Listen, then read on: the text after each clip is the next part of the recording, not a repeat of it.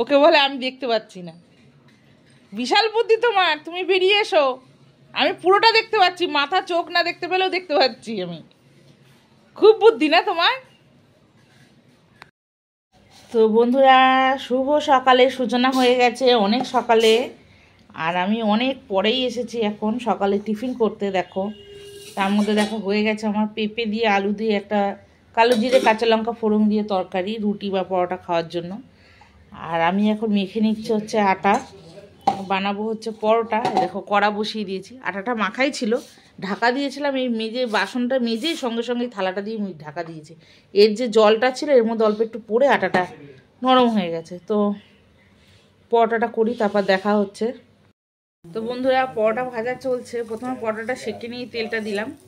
আর এখানে হচ্ছে জল গরম খাবার, আর খেতে দেবো এখন। দেখ, গ্যাসটা বন্ধ করে দিয়েছিলাম, কিরম হলো। তো বন্ধুরা, ওটা হতে থাক, আমি এদের খাবারটা দিয়ে দিই। বাবা নাইটে ডিউটি করে এসছে, আমাকে ভোরবেলা তুলে আজকে চা খাইয়েছে।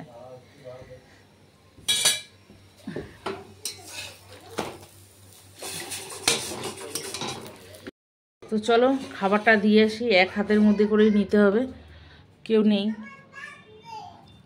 আর আমার মুখটা তো এই সরে যা, কি গো, এই খাবার রাখলাম নিচে, পাখা চলছে। মেয়েকে খাওয়াবে, তুমি খাবে? হ্যাঁ, খেয়ে নাও খেয়ে নাও তাড়াতাড়ি। অনেকক্ষণ পর আমার মুখটা দেখালাম, আজকে স্নান করিনি তো সকালে, ওই জন্য কিরম লাগছে তাই দেখাচ্ছিলাম না। তো আজকে উঠেছে অনেক সকালে, আমার কর্তামশাই তাড়াতাড়ি তুলে দিয়েছে ঘুম থেকে।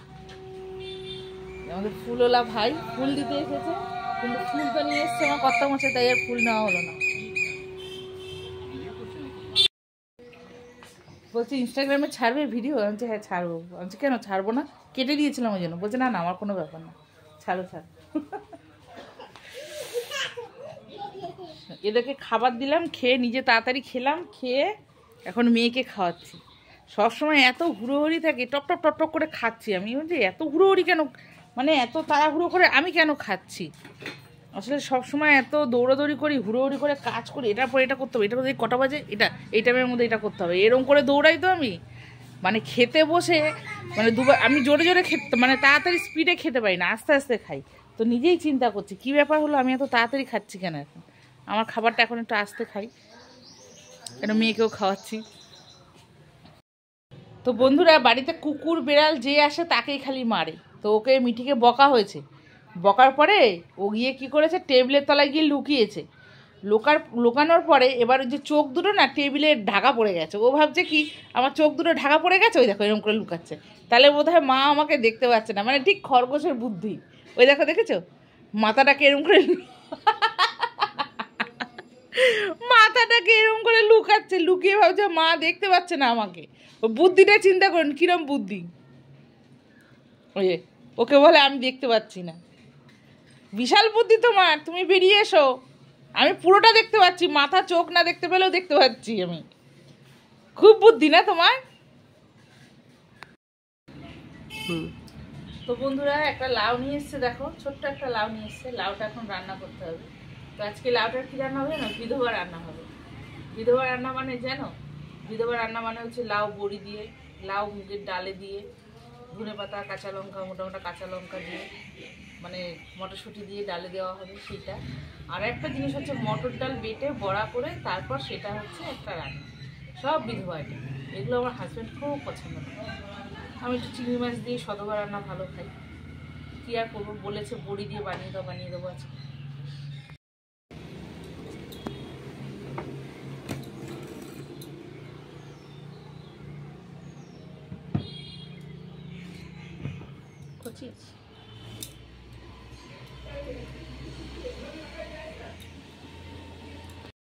কিভাবে রান্না করছে, আজকে রান্না বান্না হবে না, এইভাবে চলছে, কোলে উঠে পড়েছে।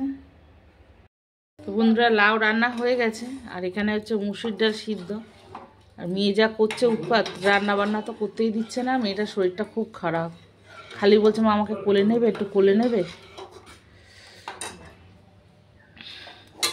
মটরশুঁটি দিয়ে বড়ি দিয়ে লাউ রান্না করেছি, এরকম আছে লাউটা। তো বন্ধুরা মেয়েকে ঘুম পাড়ালাম, রান্না করতে করতে এসে এখন ঘুম পাড়িয়ে দিতে হলো ওকে। এখন খুব সব মানে আস্তে আস্তে উঠতে হলো এই পুতুলটাকে দিয়ে, মানে একদম ছাড়বে না। আর আমাকে তো বাবান ছুতেই পারবে না, ধরতেও পারবে না, ওর মা নিয়ে নিচ্ছে। অনেক কষ্টে ঘুম পাড়ালাম। ডাল আর লাউ ঘন্ট হয়েছে, একটু আলু টালু কিছু ভাজবো, 1টা বাজে, খেতে বসবে এখন। বন্ধুরা কর্তামশায়ের ভাত বাড়তে আসলাম, দেখো কি রান্না করেছি। এখানে লাউ ঘন্ট করেছি বড়ি আর মটরশুঁটি দিয়ে। এটা হচ্ছে রাঙালু ভাজা, এটা আবার আমার কর্তামশাই খুব ভালো খায়, আমরা আবার অত খেতে পারি না, মিষ্টি লাগে বলে।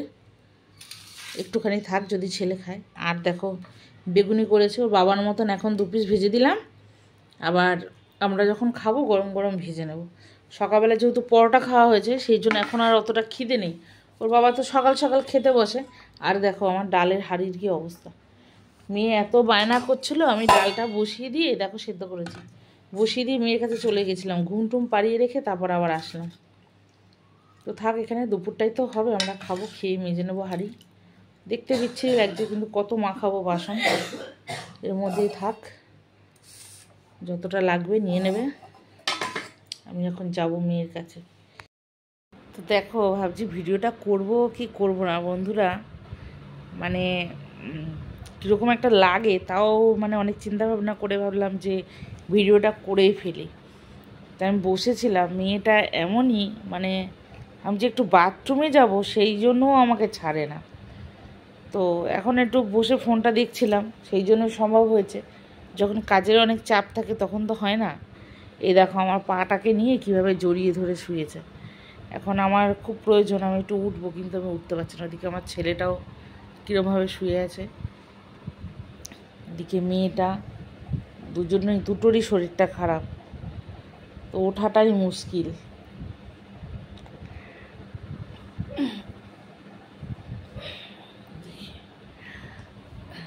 আর জ্বরটা একটু কমেছে এখন, মাগো ওই যে পা ছাড়ে না, মারে কষ্ট করে ছাড়ালাম। জ্বরের চোটে মানে করতে পারছিল না, এখন ফোন দেখবো বলে বায়না। তো বন্ধুরা এখানে মেয়ে গলায় খুব ব্যথা, ছেলেরও গলায় খুব ব্যথা, তো একটু সেক দেবো, কী করে দেবো, তাই জন্য নুন কড়ার মধ্যে নেড়ে চেড়ে গরম করে এই পোটলার মধ্যে দিয়ে দিয়েছি, যাতে সেকটা অনেকক্ষণ ধরে দিতে পারে।